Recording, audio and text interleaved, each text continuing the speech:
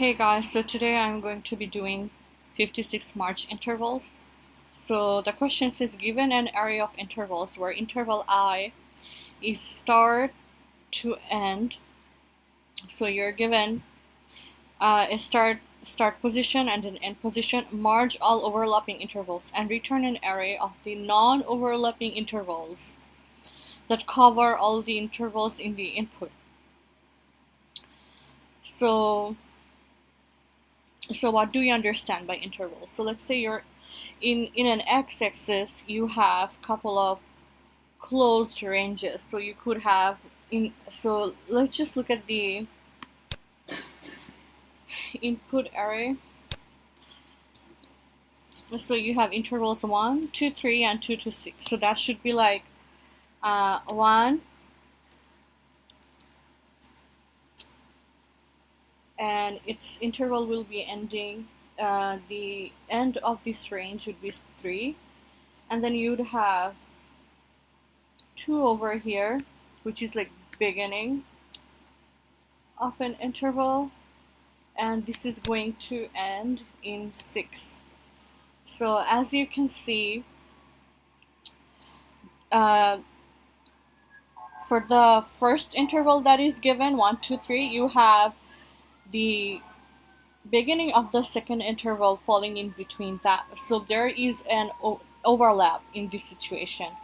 So if we are looking at these intervals, we have like 3 situations. But even before we look at 3 situations,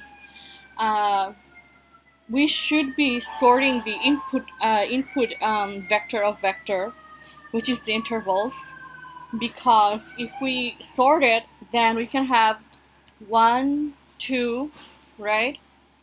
And then we would have 2, 6. The input vector is already sorted, but if the input is not sorted, then if we sort it, it's going to be easier for us to find if there is any interval between the input ranges that we are getting. So we want to sort them first. So after we sort them, we can have like 3 situations of the intervals, right? So one situation is like there isn't any interval at all. 1, 2, 3, 4. So 1, 2 ends, and then after that you have 3, 4, or you can have 4, 5. So you see 4, much later you see 2. So there isn't like really any interval. So I guess so let's say this represents your first interval, and this symbol represents your second interval. This is the beginning of the first interval. This is the beginning of the first interval. This is the end of the first interval.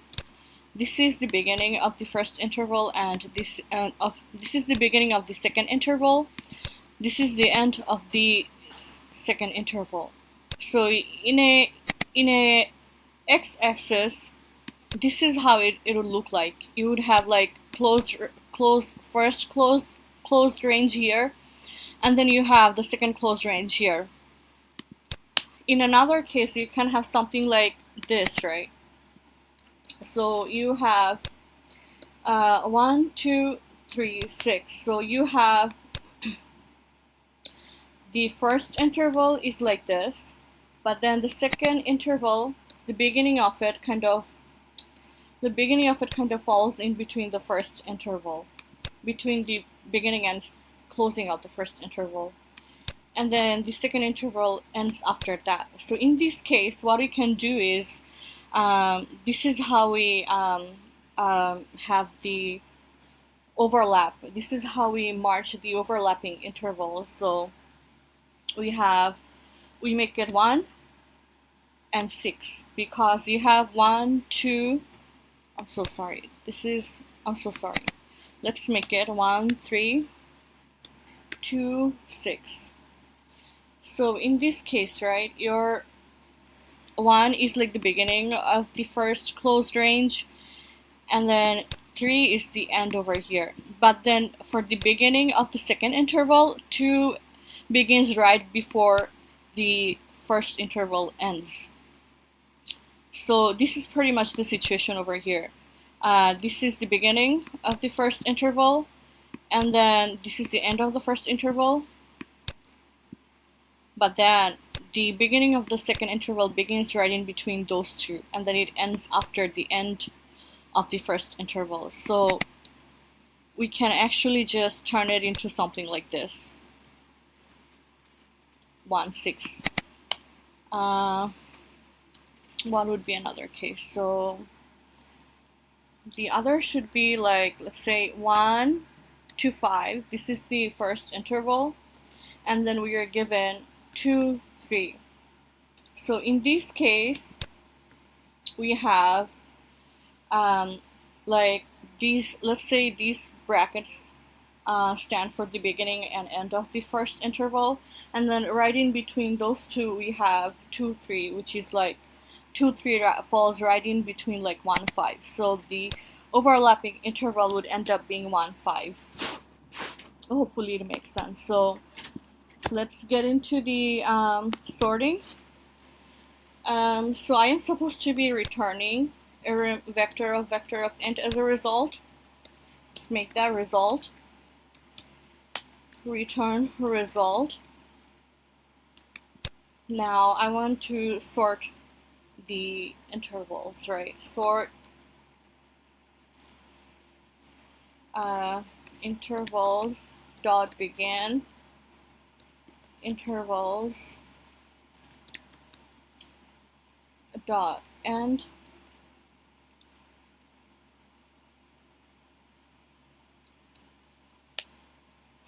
so after you are done sorting the intervals, you want to push the very first vector or the element in the interval dot pushback intervals at 0, because if you're looking at the x-axis, right? If you're looking at the x-axis, after you sort the intervals, the very first vector that you see would be the very first range or the interval in the x-axis you would encounter. So you want to push it back, right? You want to push it back to the result, because you want to actually return the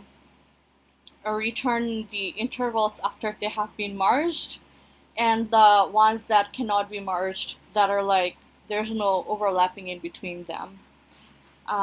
So I think so the question is like, if you have any overlapping between the input intervals, you want to merge them. If you do not have any intervals between the if you do not have any overlapping between the intervals that you're given, you are just want to push it as is and return into the and return it as like a result vector.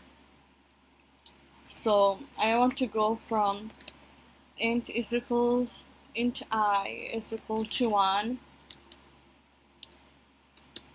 I is less than intervals of size.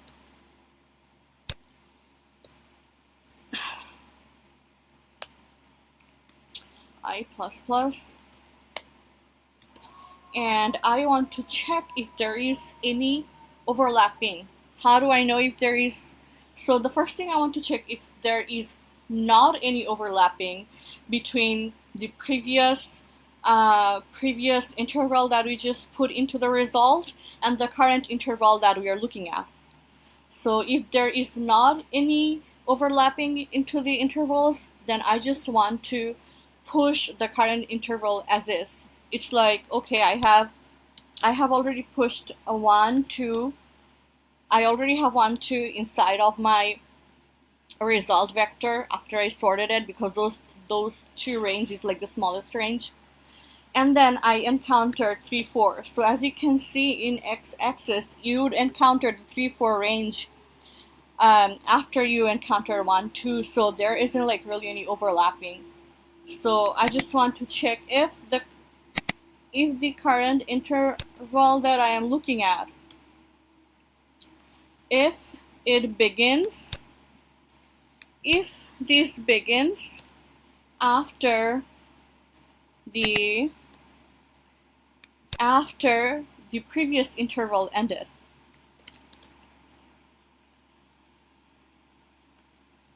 In this case, it would be like the very last, so the previous interval would be the very last element in the result vector that I have.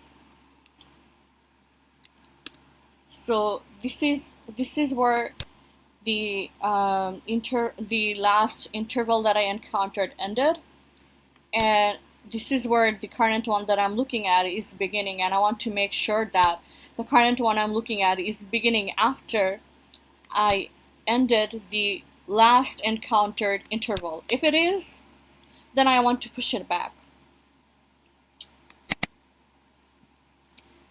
Result.pushback, the current interval that I'm looking at. Otherwise, if I do not hit this if statement, that means that I am encountering the other two situations that I showed you guys where there was like an overlap. So either the second interval, the current interval that I'm looking at, falls in between the range of the previously encountered intervals, or the current one that I'm looking at, the beginning is literally in between the range of the previously encountered interval. Else, so what do I do? So I just want to take the, I really shouldn't have taken out the drawings I had.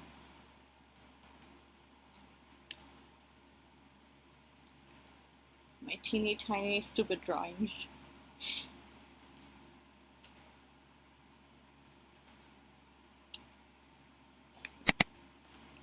So in either of those cases, right?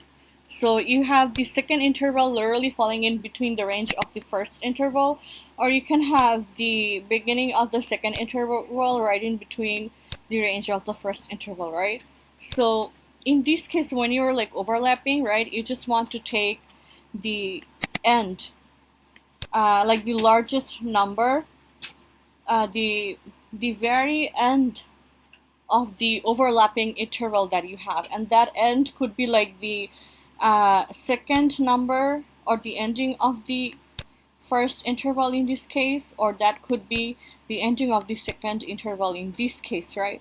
So we don't really have to know if the second interval falls in between the first interval or it's this case. We just take either the maximum of the first one, or the ending of the first one, or the ending of the second one, depending on which one is the bigger.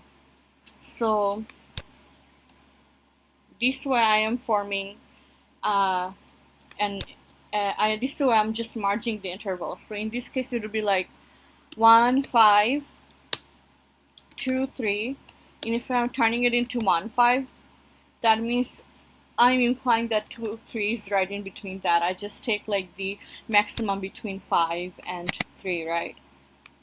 I hope it makes sense now. So intervals that I add 1,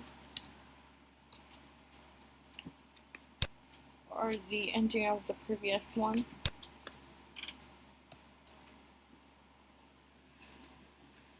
I believe I'm good. Let's run it.